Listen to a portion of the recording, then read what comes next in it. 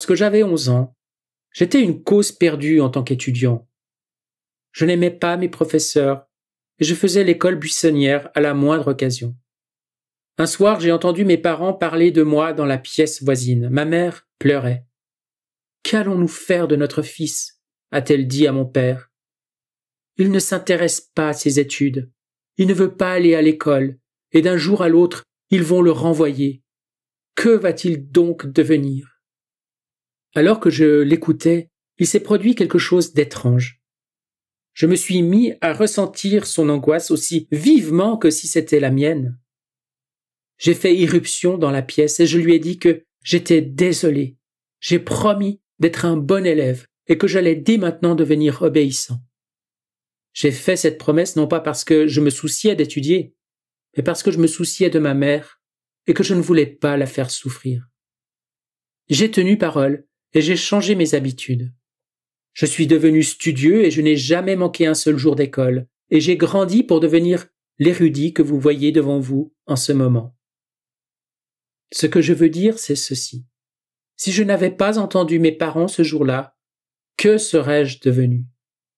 Eh bien, j'aurais été une bonne personne, puisque c'était dans ma nature de l'être. J'aurais prié, donné aux œuvres de charité. J'aurais permis à beaucoup de gens de bien gagner leur vie. Mais imaginez la scène, quand après avoir quitté ce monde, je serais arrivé en ce lieu qu'on appelle la cour céleste. Mes juges m'auraient demandé « Où sont vos milliers d'étudiants ?» Je les aurais regardés et j'aurais répondu « De quoi parlez-vous ? J'étais un marchand et je faisais de bonnes affaires, mais je n'ai jamais eu aucun savoir à transmettre, ne serait-ce qu'à une poignée d'étudiants et encore moins à des milliers. Parlons plutôt des sommes d'argent que j'ai données à des œuvres de charité. » Et ensuite on m'aurait demandé « Où sont les dizaines de livres que vous étiez censés écrire ?» Encore une fois, je les regarderais comme s'ils étaient dérangés. « Mais que voulez-vous dire ? Des dizaines de livres ? Je ne suis pas analphabète, je savais lire et écrire, mais je n'avais aucune raison d'écrire des livres. Je n'avais rien à apprendre à personne.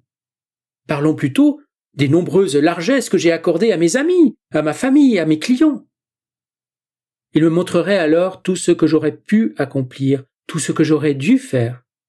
Pouvez-vous imaginer le chagrin que je ressentirais à ce moment-là? Il n'y a pas de plus grand enfer que de voir ce que nous aurions pu faire, mais que nous n'avons pas fait. Voici donc la question à se poser.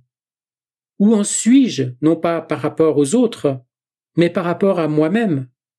Où en suis-je sur la route de mon propre potentiel? La croissance ne doit pas être linéaire, mais exponentielle.